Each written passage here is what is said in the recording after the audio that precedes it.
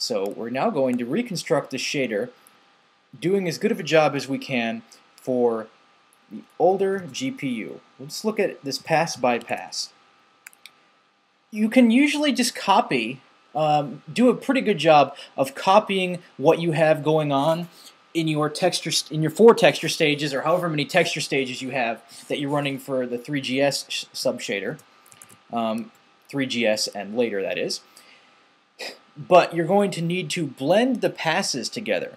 So our first pass is just going to put main text on the screen, like we had before in our first texture stage. Unfortunately, because of what we're doing with multiple UV sets, there's really nothing else you can do in the first pass in order to match what we did in the first subshader. So we're going to have to utilize blending, which is something you can read up about on the ShaderLab page entitled Blending. The essentials of blending are you're taking whatever you're currently rendering, that is the result of your current pass, multiplying that by something. Those somethings can be seen on that page. And then you're taking what's already on screen, multiplying that by another one of these things, and then adding the two together. That, of course, is a great description for what the lerp command does. That's alpha blending.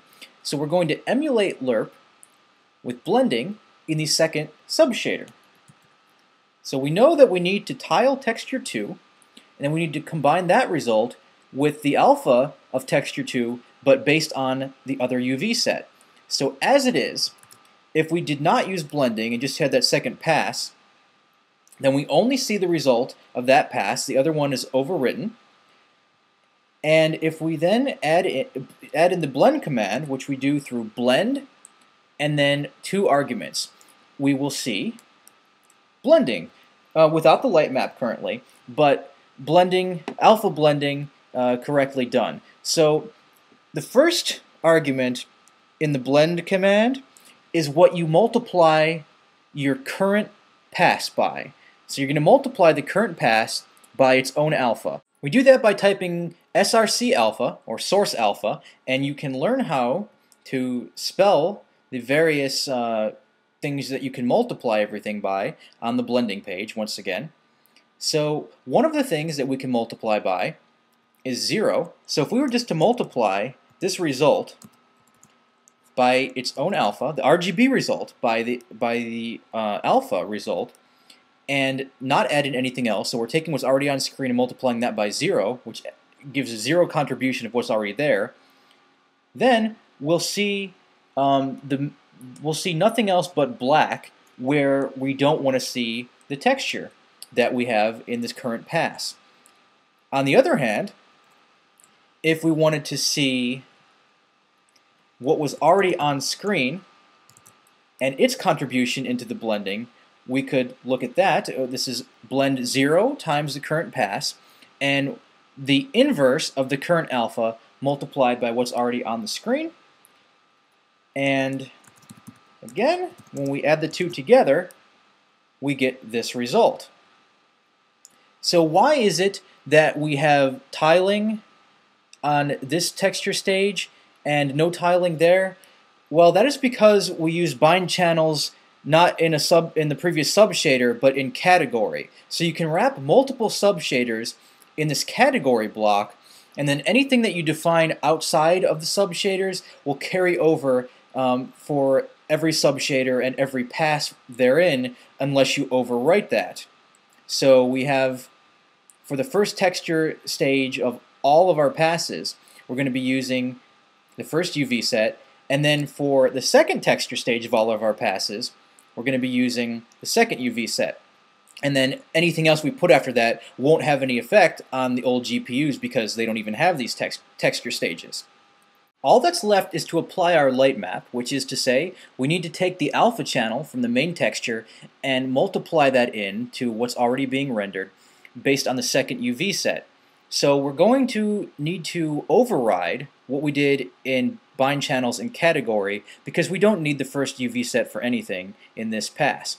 So we already have bind vertex vertex up here. We don't need to write that again. That can carry over. But we are going to bind the second UV set, that's text coord 1, to all of the texture coordinates, all of the texture stages in this pass. We could either write text coord or text coord 0, they function exactly the same because text coord 0 is our only pass. I'm sorry, our only texture stage in this pass. So we'll have, if we use no blending whatsoever, we just see the texture and the RGB channels of this texture based on the second UV set. So what we can do, if that's what we're going to have on this line, is we can multiply this by something and what's already on screen by something. We'll multiply this by 0 because we don't need the RGB channels of this UV set at all, and then we'll multiply what's already on screen by the alpha of this. So save that, and there is our light map. An alternative is to, let's go ahead and comment that back out, and we could write combine texture alpha. So there's our there's our light map. We can blend this light map by what is already on screen, and that's DST color, destination color. Again, look at the ShaderLab documentation on the blending page to see all the things you can multiply by. So you can multiply this by what was already on screen, and we can multiply what is on screen by 0. Save that first. Again, the same result. An alternative to that is to multiply this texture alpha color by the color that's on screen, and then the color that's on screen by the color of what is currently being rendered. That again applies the light map, but gives us the result of using double in this texture combiner. There's no way to achieve quad using this technique, but you can match double. The next thing I'm going to tell you about, you won't be seeing me use in this series because I haven't found a use for it yet, basically, but I'll tell you about it because it's not in the manual, so you can experiment with it yourself if you want to. So similarly to how we can define a different calculation for the RGB and alpha channels in a texture stage, we can do this also for blending. So right now we have something going on for the RGB channels, and that would carry over for the alpha as well. So we can multiply the alpha of what's currently being rendered in this pass by something, so say 1, and then what's already on screen by 0. So that way you wouldn't be affecting the alpha channel here. The alpha of this texture would be put onto the screen and wouldn't be modified whatsoever.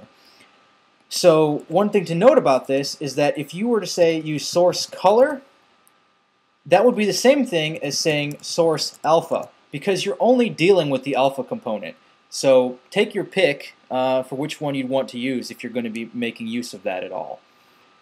Another thing to know about while we are on the other subject of using multiple texture stages is that a constant color can be defined in every texture stage. However, despite the fact that you can use up to 8 different constant colors on the new GPUs, you can't use 2 constant colors on the old GPUs. Whatever constant color you define last will be the one that is used in all of the texture stages. So effectively, you can only use 1 constant color on the original iPhone and everything that uses that old GPU called the MBXLite. And lastly, I'll let you know that not all of the blending commands work. I don't know how many of them don't work because I haven't tried every single combination, but I know that typing blend source color while working on the desktop, even in graphics emulation, won't actually work on the device. You can't, which is to say, you can't multiply the color that's being rendered by itself. Fortunately, that doesn't sound like something that's very useful to me anyway. Normally you'll be wanting to multiply by some alpha channel or the color that's already on screen, but just so you know, I've tried blend source color and that did not give me a usable result. Instead of functioning like blend source color, it functioned as blend 1 and then whatever I put after that.